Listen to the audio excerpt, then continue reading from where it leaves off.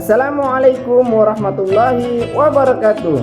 Hai, jumpa lagi dengan saya di channel PBK, Pendidikan Bahasa Kita.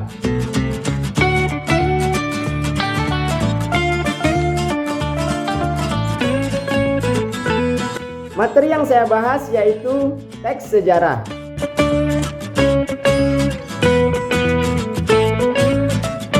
Materi ini masuk dalam pembelajaran bahasa Indonesia di kelas 12. Nah, buat kalian peserta didik saya yang ada di kelas 12, siap-siap menerima materi ini. Sebab di akhir video ini akan ada tugas buat kalian. Simak baik-baik video ini dari awal sampai habis. Ingat, jangan gagal fokus dan apalagi gagal paham.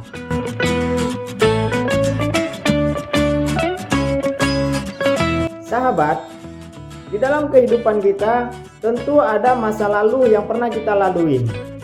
Masa lalu itu terkadang baik, terkadang juga buruk.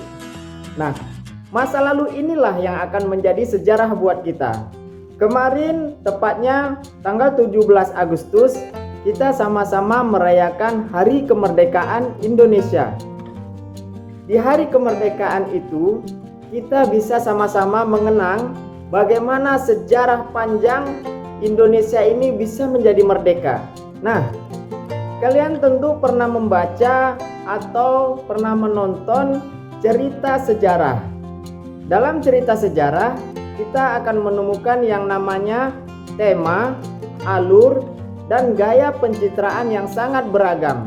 Selain itu, di dalam teks sejarah terdapat berbagai macam informasi yang sangat penting. Informasi ini dapat kita gali ataupun dapat kita identifikasi melalui beberapa kriteria berikut ini.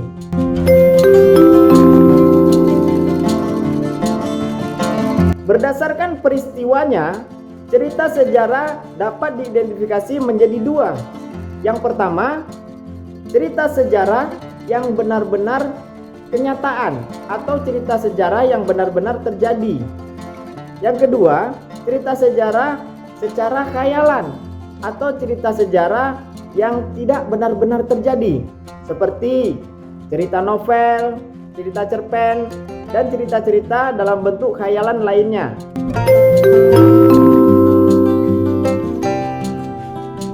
Berdasarkan tujuannya, cerita sejarah juga dapat diidentifikasi menjadi dua. Yang pertama, cerita sejarah ekspositoris. Cerita sejarah ekspositoris bertujuan memperluas pengetahuan pembacanya. Tahapan-tahapan dalam prosesnya disampaikan menggunakan bahasa yang informatif dan menitik beratkan pada penggunaan kata denotatif. Dan yang kedua, cerita sejarah sugestif. Cerita sejarah sugestif bertujuan merangsang daya khayal pembacanya. Tujuan utamanya memberi makna atas peristiwa atau kejadian sebagai pengalaman. Bahasanya menitik beratkan pada penggunaan kata konotatif.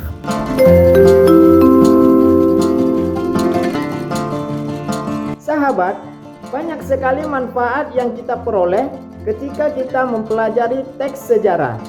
Sebab teks sejarah merupakan rangkaian keseluruhan peristiwa-peristiwa penting yang berkaitan dengan kehidupan manusia.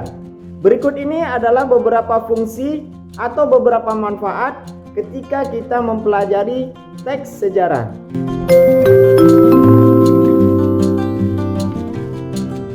Yang pertama yaitu fungsi rekreatif.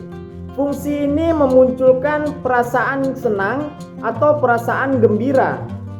Sebab ketika kalian mempelajari teks sejarah, kalian akan mengetahui bagaimana peristiwa-peristiwa penting yang pernah terjadi di masa lalu.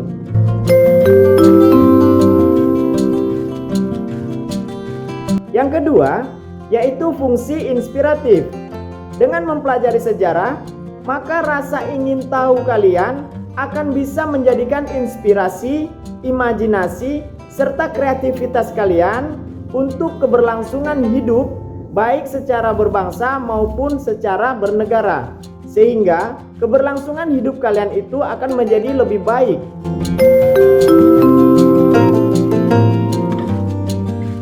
Yang ketiga, yaitu fungsi instruktif.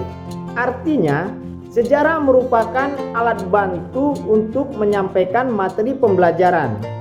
Dengan kata lain, sejarah dapat berperan sebagai alat bantu untuk menyampaikan pengetahuan atau menyampaikan keterampilan kepada peserta didik, agar pengetahuan itu mudah dipelajari atau mudah dipahami.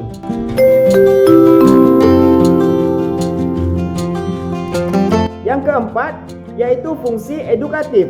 Fungsi ini berisi nilai-nilai pembelajaran agar manusia dalam berperilaku itu menjadi bijaksana atau menjadi lebih arif dari sebelumnya.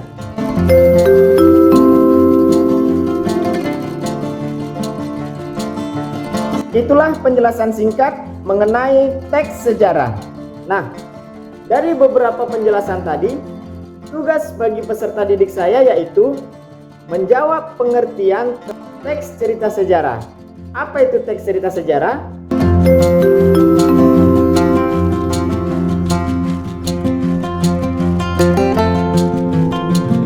Terima kasih telah menyimak video ini dari awal sampai akhir. Dan jangan lupa, supaya video ini lebih bermanfaat, like, subscribe, komen, dan share ke semua orang. Sampai bertemu lagi di video berikutnya ya sahabat. Wassalamualaikum warahmatullahi wabarakatuh.